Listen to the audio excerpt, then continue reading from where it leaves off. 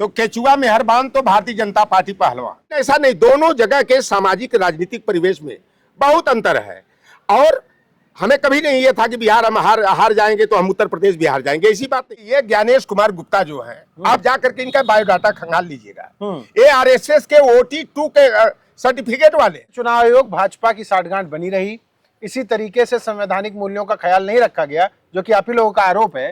तो ऐसी स्थिति में तो आपकी दोबारा वही हाल होने है उत्तर प्रदेश में भी, आप चाहे जितनी मेहनत करिए जमीन पर। बिहार चुनाव के अप्रत्याशित नतीजों के बाद इस बात पर बवाल मचा है कि SIR के जरिए भारतीय जनता पार्टी और चुनाव आयोग ने बिहार में बड़ा खेल कर दिया, और तमाम ऐसे विषय हैं जिन पर अब समीक्षा की जा रही है कि आखिर बिहार में आरजेडी या महागठबंधन इतनी बुरी तरीके से कैसे हार गया। हमारे साथ चौधरी लोटरनाम निषाद जी हैं, गोसाईगंज के प्रभारी हैं समाजवादी पार्टी के, और अपने क्षेत्र से लौटे हैं, जमीन पर ये देख रहे हैं। पिछले 12 दिनों से उत्तर प्रदेश में भी SIR चालू हो चुका है। आपको क्या लगता है बिहार चुनाव के जो नतीजे हैं, इसमें सबसे बड़ी वजह क्या रही आरजेडी के हारने की? देखिए, सबसे बड़ी बात कहा जाए तो केचुआ में हर बान तो भारतीय जनता पार्टी पहलवान। सारा खेल एक केचुआ का हुआ है, केंद्रीय चुनाव आयोग का हुआ है। देखिए, आचार संहिता जब लग जाती है तो आप कोई ऐसा कदम नहीं उठा सकते जिससे मतदाताओं को प्रलोभन देने का प्रमाण जो है कि सिद्ध हो। आचार संहिता लगने के बाद 1,41,000 महिलाओं को स्वरोजगार के लिए प्रचार तो यह हुआ तमाम तरह से आप लोगों के माध्यम से कि 10-10 हजार रुपया महिलाओं की मदद को भेजा गया है। लेकिन वह दिया गया बतौर लोन, कर्ज दिया गया, लेकिन उसका राजनीतिक लाभ लेने में जो है कि भारतीय जनता पार्टी और जदयू जो गठबंधन रहा है, एनडीए, उसका भरपूर लाभ उठाया है। 4-4, 5-5 वोट अगर प्रभावित वो महिलाएं कर ले गई तो आप आकलन कर लीजिए। अमूमन केवल 5 वोट का भी आप देखेंगे तो बहुत बड़ा अंतर। पिछले बार का 2020 का जो चुनाव हुआ था, 12,500 वोटों का मतांतर था। इस बार यह मतांतर जो है 40 लाख से ऊपर पहुंच गया, दोनों गठबंधन को मिला करके। तो निर्वाचन आयोग जिस तरह से जो है कि घुटना टेक दिया है भारतीय जनता पार्टी के सामने, कभी उसको जो है निष्पक्षता के पैमाने पर जो है निर्वाचन आयोग पर बड़ा विश्वास जताया जाता था। हमने तो वह दौर देखा है TN शेषन का, कि TN शेषन आज भी लोगों के जेहन में जिंदा है। TN शेषन ने इतना पारदर्शिता के साथ जो है कि चुनाव संपन्न कराए थे कि किसी की हिम्मत नहीं थी कि एक वोट दाएं से बाएं कर दे। लेकिन बड़े पैमाने पर 2-3 बातें बिहार के पैमाने पर अगर देखा जाए, नहीं, पर TN शेषन इतनी ईमानदारी से चुनाव करा सकते हैं, तो अभी चुनाव आयोग को क्या हो गया है? देखिए, ये ज्ञानेश कुमार गुप्ता जो है, आप जाकर के इनका बायोडाटा खंगाल लीजिएगा। ये आरएसएस के OT2 के सर्टिफिकेट वाले हैं, ये आरएसएस के कैडर रहे हैं। OT2 क्या होता है? OT2 जो होता है कि परिपक्व को मान लिया जाता है कि एकदम पूरी तरह से आरएसएस के रंग में रंग दिया जाता है। मतलब आरएसएस की शाखा के PhD हैं। बिल्कुल PhD मान लीजिए कि बिल्कुल जो है कि वो मास्टर डिग्री उनको आरएसएस की मिल चुकी है। ये OT2 सर्टिफिकेट मतलब ये कह रहे हैं कि आपके लोगों की कोई गलती नहीं है? गलती अपनी भी है कुछ न कुछ। देखिए, उत्तर प्रदेश और बिहार का देखा जाए, लबो-लुआब सामाजिक समीकरण तो एक जैसा है, लेकिन कुछ सामाजिक और राजनीतिक परिस्थितियों में बड़ी विभिन्नता है। हमारे समाजवादी पार्टी का देखेंगे 16 अनुषंगिक संगठन है, और हमारे पास जो है जिले में, हर क्षेत्र में, हर ब्लॉक में, हर विधानसभा में हमारे मजबूत कार्यकर्ता मिल जाएंगे। लेकिन बिहार हमारे बगल में है, वहां अगर देखा जाए तो राष्ट्रीय जनता दल के पास संगठन नाम की कोई चीज ही नहीं है। एक तो होता है कि देखिए, चुनाव जो लड़ता है, कोई उम्मीदवार चुनाव नहीं लड़ता है, कोई दल चुनाव नहीं लड़ता है, लड़ता है उसके दल का कार्यकर्ता।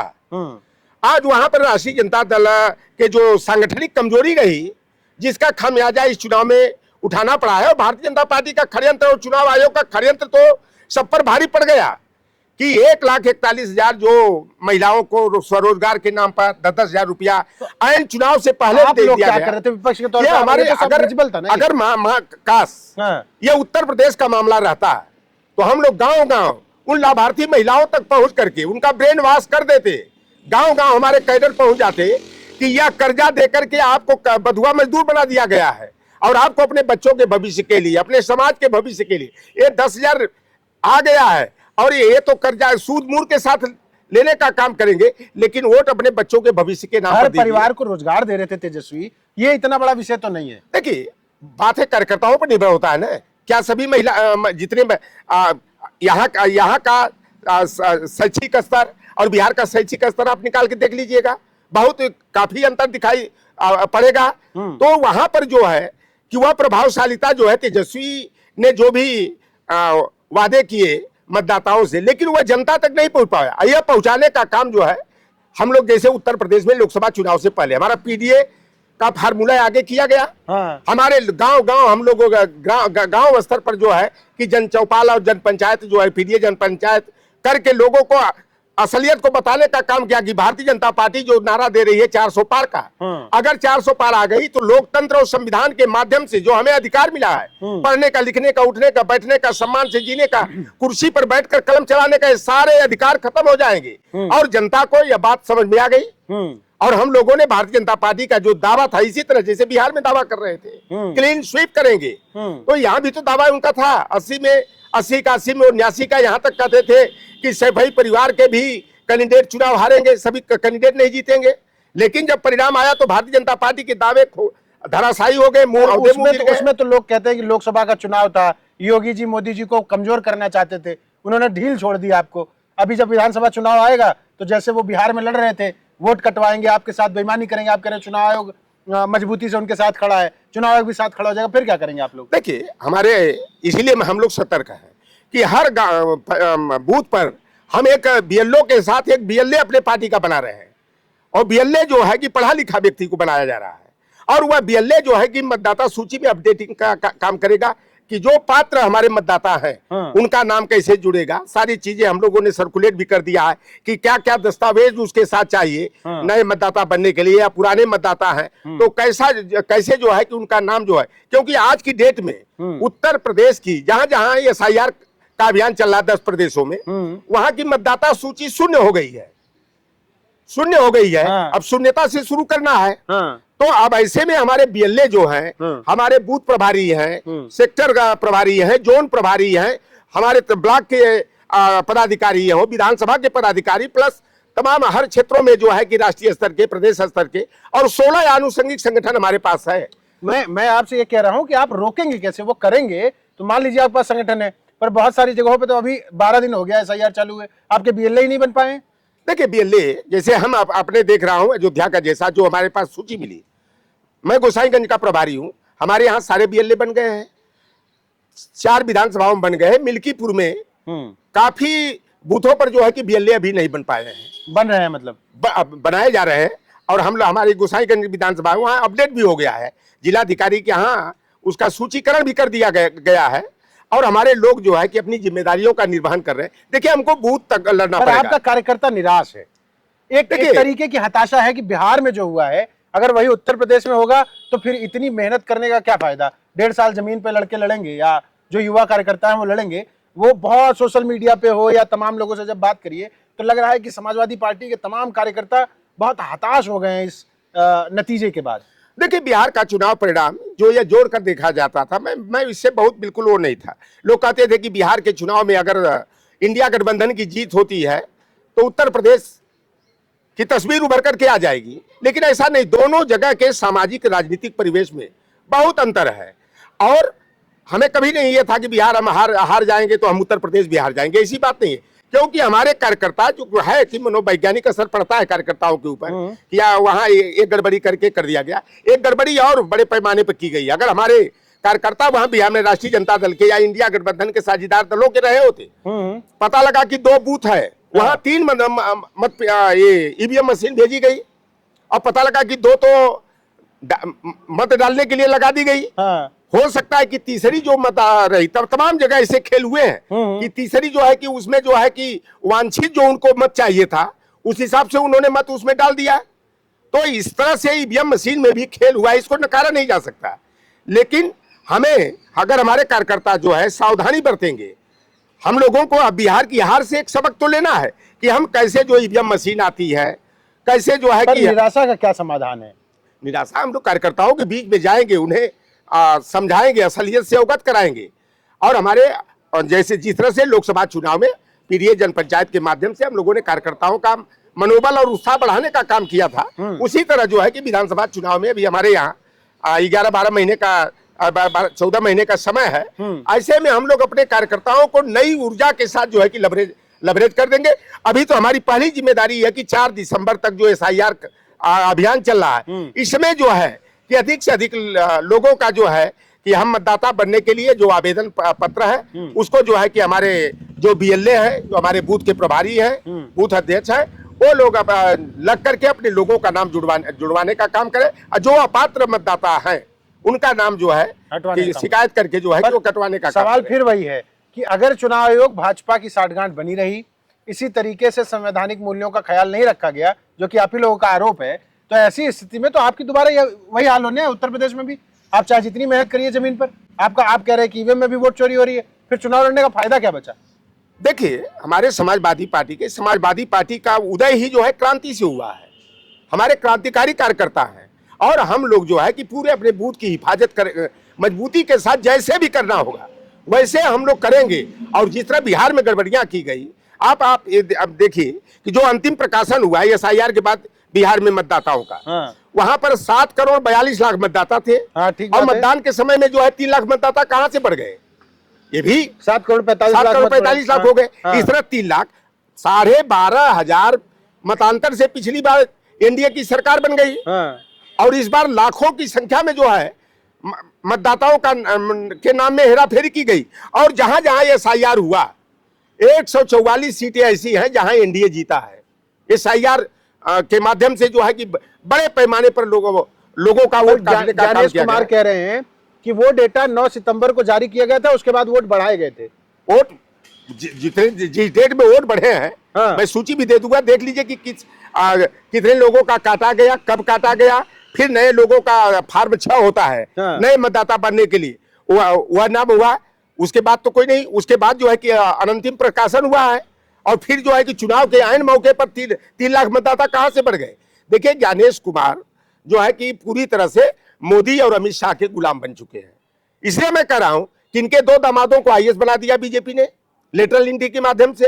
एक लड़की को IAS बना दिया, एक लड़की को IRS बना दिया, और नोएडा जैसे मलाईदार जिले में विशेष जिम्मेदारी दे दिया, जम्मू कश्मीर में जिम्मेदारी दिया। तो यह पूरी तरह से जो अमित शाह और मोदी जो है, ज्ञानेश कुमार उन्हीं की जाति के हैं, और जो यह इनके बेटी और दामाद को जो है इतना बड़ा पारितोषिक देने का काम किया, वो उसी का एहसान चुकाने का काम करे। पूरे निर्वाचन आयोग जो है कि यह मजाक बना दिया गया है। और संवैधानिक संस्थाएं आज की डेट में, हम लोगों को तो उसी दिन आशंका हो गई थी जब सुप्रीम कोर्ट के एक जज को रखा जाता था, जो मुख्य चुनाव आयुक्त का चयन जब किया जाता तो उसकी प्रक्रिया में एक सत्ता पक्ष का व्यक्ति रहता है, एक प्रतिपक्ष का नेता, और एक सुप्रीम कोर्ट के जज। लेकिन वहां पर खेल तो उसी दिन हो गया जब निर्वाचन आयोग के मुख्य आयुक्त के चयन के लिए जो टीम बनी, तो एक सत्ता पक्ष के 2 और एक प्रतिपक्ष का रखा गया, तो 2-1 से तो बहुमत यही हो गया। अब कौन अंगुली उठाएगा? आज सुप्रीम कोर्ट का भी मजाक बनाया जा रहा है। पूरी तरह से दहशत की राजनीति भारतीय जनता पार्टी कर रही है। तो विपक्ष विरोध क्यों नहीं कर रहा? आप उतर जाइए सड़कों पे। देखिए, कांग्रेस को सबसे अहम भूमिका इसमें कांग्रेस की है, और हमारे राष्ट्रीय अध्यक्ष जी पूरी तरह से जो है, चाहे ममता बनर्जी जी हो, स्टालिन है। देखिए, नियम एक होता है कि जो केंद्र में प्रतिपक्ष की जो पार्टी रहती है उसकी जिम्मेदारी रहती है कि EVM के खिलाफ अगर बोलना है या चुनाव पद्धति में कोई भी बदलाव किसी प्रकार का करना है, तो उसमें कांग्रेस पार्टी को आगे आना होगा। लेकिन कांग्रेस पार्टी दो चीजों पर इन पर आशंका होती है कि देखिए, कांग्रेस पार्टी में भी जो स्लीपर सेल है RSS वाला, वह भी परोक्ष रूप से भारतीय जनता पार्टी की मदद करता है। दूसरी चीज कि EVM मशीन को लाने का काम कांग्रेस पार्टी ने किया था, और सबसे पहले जो है 2009 का जब लोकसभा का चुनाव हुआ, आडवाणी जी और सुब्रमण्यम स्वामी सुप्रीम कोर्ट में EVM के विरोध में याचिका आयोजित किए थे, और एक कमेटी सुप्रीम कोर्ट ने बनाया, और जापान की जिस कंपनी ने EVM मशीन को इजाद किया था, चिप्स को बनाया था, और जब उस कंपनी के CEO और MD से जब पूछा गया कि आपकी इस EVM मशीन पर कितनी विश्वसनीयता है, उसने नकार दिया था कि ये तो इलेक्ट्रॉनिक मशीन है, हम इस पर पूरी तरह विश्वसनीय नहीं है, इसलिए हमारे यहाँ EVM मशीन जरूर बनाया हूँ, लेकिन मेरे यहाँ EVM से चुनाव नहीं होता है। मेरे यहाँ वोटर लिस्ट या मतपत्र से जो है कि हमारे यहाँ चुनाव होता है। जितने विश्व के विकसित देश है, जर्मनी है, जापान है, क्यूबा हो, अमेरिका हो, चाइना हो, जापान, सारे जगह अगर जो है कि ईवीएम से चुनाव न करा करके मतपत्र से चुनाव कराए जाते हैं, तो भारत जैसे विकासशील देश में जो है ईवीएम पर भरोसा कैसे किया जाए। और मैं दावे के साथ कहता हूं कि ईवीएम जो है कि भारतीय जनता पार्टी के लिए इलेक्ट्रॉनिक जो है कि विक्ट्री मशीन ये बन करके रह गई है। ये भाजपा के लिए ईवीएम इलेक्ट्रॉनिक विक्ट्री मशीन है ये।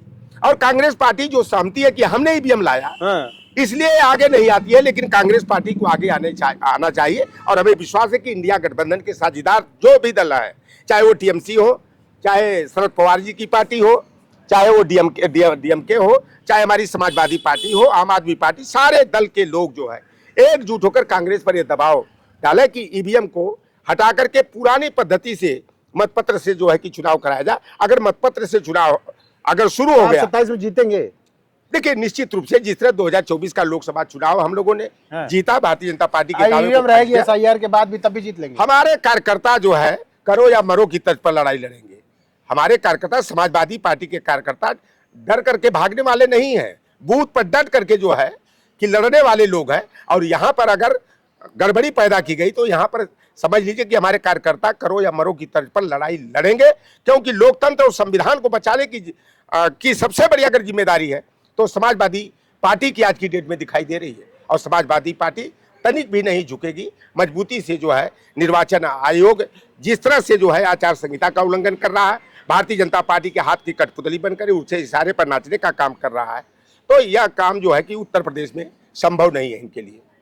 तो आपकी क्या राय है? जो पूरी बातचीत है ये आपने सुनी है, आपको क्या लगता है कि आखिर बिहार में आरजेडी या महागठबंधन के हार का कारण क्या है?